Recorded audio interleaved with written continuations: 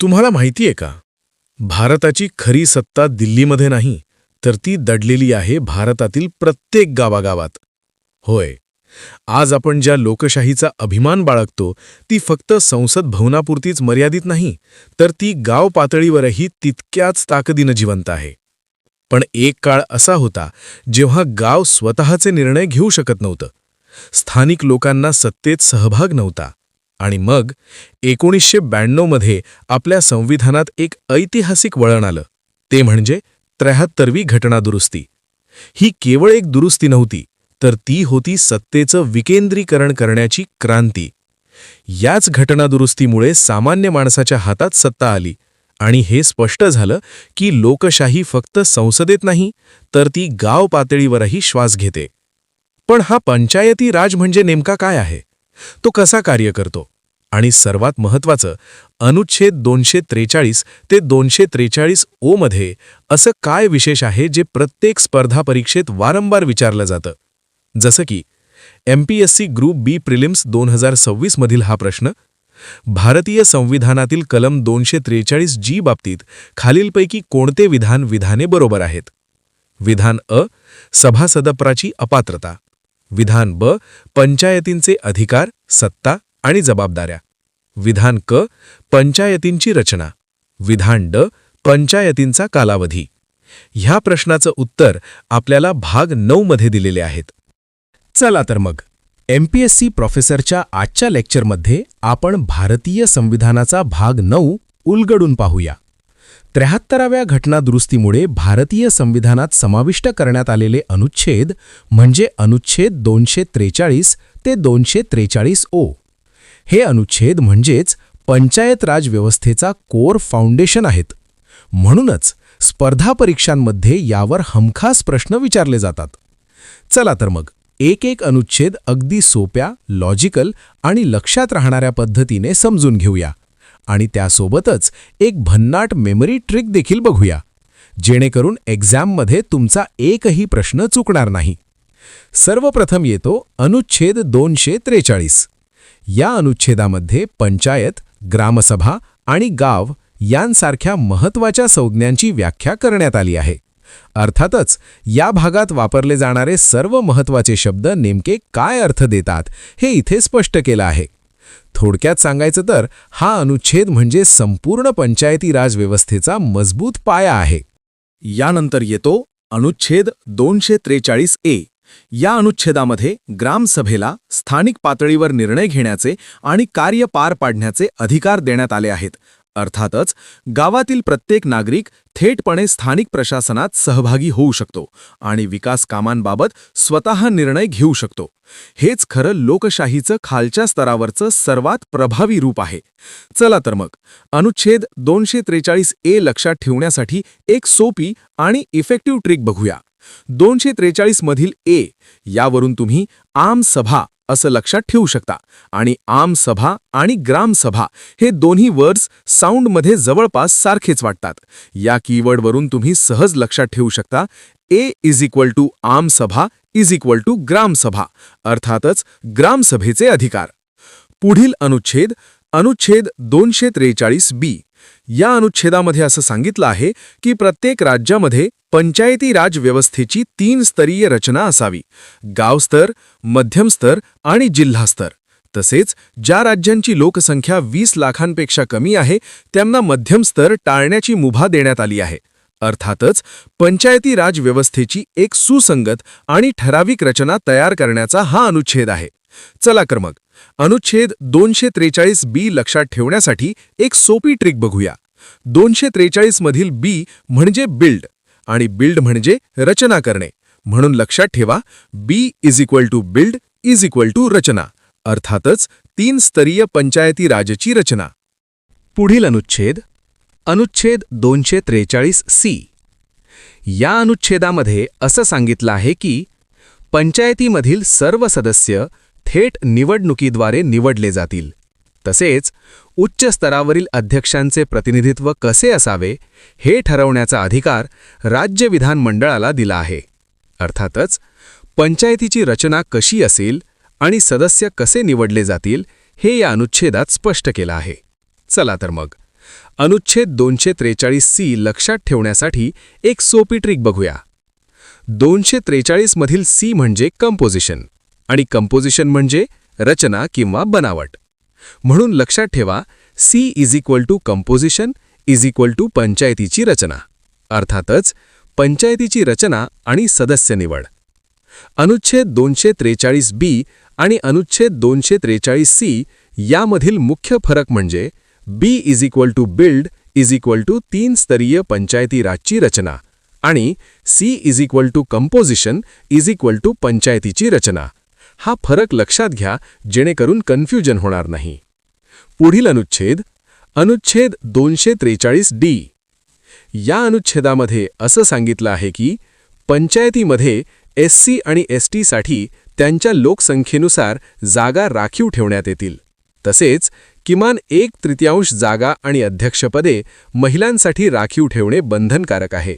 अर्थातच समाजातील दुर्बल घटकांना आणि महिलांना राजकारणात योग्य प्रतिनिधित्व देण्याची व्यवस्था या अनुच्छेदात केली आहे. चला तर मग अनुच्छेद 243D लक्षात ठेवण्यासाठी एक सोपी ट्रिक बघूया. 243 मधील डी म्हणजे दलित्स किंवा डिप्रेस्ड क्लासेस. म्हणून लक्षात ठेवा, D is equal to Dalits किंवा डिप्रेस्ड क्लासेस, अर्थातच SC, ST आणि महिलांसाठी आरक्षण. पुढील अनुच्छेद म्हणजे अनुच्छेद 243E, ज्यामध्ये असं सांगितलं आहे की प्रत्येक पंचायतीचा कार्यकाळ पहिल्या बैठकीपासून 5 वर्षांचा असेल आणि जर पंचायत कालावधी पूर्ण होण्यापूर्वी बरखास्त झाली तर 6 महिन्यांच्या आत नवीन निवडणुका घेणे आवश्यक आहे. अर्थात पंचायतींचा कालावधी निश्चित ठेवून सातत्यपूर्ण प्रशासन सुनिश्चित केले जाते. चला तर मग अनुच्छेद 243E लक्षात ठेवण्यासाठी एक सोपी ट्रिक बघूया. 243 मधील ई म्हणजे एव्हरी 5 इयर्स किंवा एक्सपायरी. म्हणून लक्षात ठेवा, E is equal to every 5 years, अर्थात पंचायतीचा कार्यकाळ 5 वर्षे. पुढील अनुच्छेद म्हणजे अनुच्छेद 243F, ज्यामध्ये असं सांगितलं आहे की पंचायतीचा सदस्य होण्यासाठी कोण पात्र आहे आणि कोण अपात्र ठरू शकतो याचे नियम निश्चित केले आहेत. यामध्ये किमान वय 21 वर्षे असणे आवश्यक आहे. तसेच इतर अपात्रतेचे निकष राज्य कायद्यांनुसार ठरवले जातात. अर्थात कोण निवडणूक लढवू शकतो आणि कोण नाही हे स्पष्ट करणारा हा अनुच्छेद आहे. चला तर मग अनुच्छेद 243F लक्षात ठेवण्यासाठी एक सोपी ट्रिक बघूया. 243 मधील F म्हणजे फेल. म्हणून लक्षात ठेवा, F is equal to fail, अर्थात जे निकष पूर्ण करत नाहीत ते सदस्य होण्यासाठी अपात्र ठरतात. पुढील अनुच्छेद म्हणजे अनुच्छेद 243G, ज्यामध्ये असं सांगितलं आहे की राज्य विधानमंडळ पंचायतींना आर्थिक विकास आणि सामाजिक न्यायासाठी योजना तयार करण्याचे आणि त्यांची अंमलबजावणी करण्याचे अधिकार देऊ शकते. तसेच 11व्या अनुसूचीत दिलेल्या 29 विषयांवर काम करण्याची जबाबदारी पंचायतींना दिली जाऊ शकते. अर्थात पंचायतींना प्रत्यक्ष काम करण्याची आणि विकास घडवण्याची सत्ता या अनुच्छेदातून मिळते. चला तर मग अनुच्छेद 243G लक्षात ठेवण्यासाठी एक सोपी ट्रिक बघूया. 243 मधील G म्हणजे ग्रॅब द पॉवर. म्हणून लक्षात ठेवा, G is equal to grab the power, अर्थात पंचायतींना विकास आणि काम करण्याची सत्ता. पुढील अनुच्छेद म्हणजे अनुच्छेद 243H, ज्यामध्ये असं सांगितलं आहे की पंचायतींना कर, शुल्क आणि टोल लावण्याचा, वसूल करण्याचा आणि वापरण्याचा अधिकार दिला जाऊ शकतो. तसेच राज्याच्या निधीतून पंचायतींना अनुदान देण्याची व्यवस्था देखील करण्यात आली आहे. अर्थात पंचायतींना आर्थिकदृष्ट्या सक्षम बनवण्यासाठी महसूल उभारण्याची सत्ता या अनुच्छेदातून दिली जाते. चला तर बघ अनुच्छेद 243H लक्षात ठेवण्यासाठी एक सोपी ट्रिक बघूया. 243 मधील H म्हणजे हाय टॅक्स. म्हणून लक्षात ठेवा, H is equal to high tax, अर्थात पंचायतींना कर लावण्याचा आणि महसूल गोळा करण्याचा अधिकार. पुढील अनुच्छेद म्हणजे अनुच्छेद 243I, ज्यामध्ये असं सांगितलं आहे की राज्यपाल दर 5 वर्षांनी राज्य वित्त आयोगाची स्थापना करेल. ही संस्था पंचायतींची आर्थिक स्थिती तपासते आणि महसूल वाटपाबाबत शिफारशी करते. अर्थात पंचायतींना किती निधी मिळावा आणि तो कसा वाटला जावा ही प्रक्रिया या अनुच्छेदातून निश्चित होते. चला तर मग अनुच्छेद 243I लक्षात ठेवण्यासाठी एक सोपी ट्रिक बघूया. 243 मधील आय म्हणजे इन्कम, म्हणून लक्षात ठेवा I is equal to income, अर्थात पंचायतींच्या उत्पन्न आणि आर्थिक स्थितीशी संबंधित अनुच्छेद. पुढील अनुच्छेद म्हणजे अनुच्छेद 243J, ज्यामध्ये असं सांगितलं आहे की पंचायतींची खाती कशी ठेवली जातील आणि त्यांचे लेखापरीक्षण कसे केले जाईल याबाबतची तरतूद राज्य कायद्यांद्वारे केली जाईल. अर्थात पंचायतींनी केलेल्या खर्चाचा हिशोब योग्य पद्धतीने ठेवला जावा आणि त्याची तपासणी व्हावी यासाठीची व्यवस्था या अनुच्छेदात आहे. चला तर मग अनुच्छेद 243J लक्षात ठेवण्यासाठी एक सोपी ट्रिक बघूया.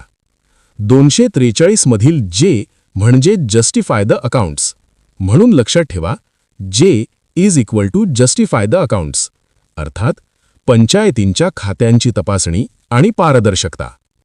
पुढील अनुच्छेद म्हणजे अनुच्छेद 243K, ज्यामध्ये असं सांगितलं आहे की पंचायतींच्या निवडणुकांसाठी एक स्वतंत्र राज्य निवडणूक आयोग स्थापन केला जाईल. ही संस्था मतदार यादी तयार करणे आणि निवडणुका निष्पक्षपणे घेणे यासाठी जबाबदार असते. अर्थात पंचायती निवडणुका स्वतंत्र आणि पारदर्शक पद्धतीने पार पडाव्यात यासाठीची व्यवस्था या अनुच्छेदात केली आहे. चला तर मग अनुच्छेद 243K लक्षात ठेवण्यासाठी एक सोपी ट्रिक बघूया. 243 मधील K म्हणजे कुर्सी, अर्थात चेअर, म्हणून लक्षात ठेवा K इज इक्वल टू कुर्सी, अर्थात निवडणूक घेऊन कोण बसणार कुर्सीवर हे ठरतं. पुढील अनुच्छेद म्हणजे अनुच्छेद 243L, ज्यामध्ये असं सांगितलं आहे की या भागातील तरतुदी केंद्रशासित प्रदेशांनाही लागू होतात. तसेच राष्ट्रपती आवश्यकतेनुसार काही बदल किंवा अपवाद करून या तरतुदी लागू करू शकतात. अर्थात पंचायती राज व्यवस्था फक्त राज्यांपुरती मर्यादित नसून केंद्रशासित प्रदेशांमध्येही लागू केली जाऊ शकते. चला तर मग अनुच्छेद 243L लक्षात ठेवण्यासाठी एक सोपी ट्रिक बघूया. 243 मधील L म्हणजे लोकेशन, म्हणून लक्षात ठेवा L is equal to location, अर्थात ही व्यवस्था कुठे लागू होते, राज्य प्लस केंद्रशासित प्रदेश. पुढील अनुच्छेद म्हणजे अनुच्छेद 243M, ज्यामध्ये असं सांगितलं आहे की या भागातील काही तरतुदी विशिष्ट भागांना लागू होत नाहीत, जसे की काही आदिवासी आणि डोंगराळ प्रदेश, उदाहरण नागालँड, मेघालय, मिझोराम. तसेच संसदेला अधिकार आहे की या भागांमध्ये आवश्यक बदल करून या तरतुदी लागू करता येतील. अर्थात काही विशेष भागांना या कायद्यापासून सूट देण्यात आली आहे. चला तर मग अनुच्छेद 243M लक्षात ठेवण्यासाठी एक सोपी ट्रिक बघूया.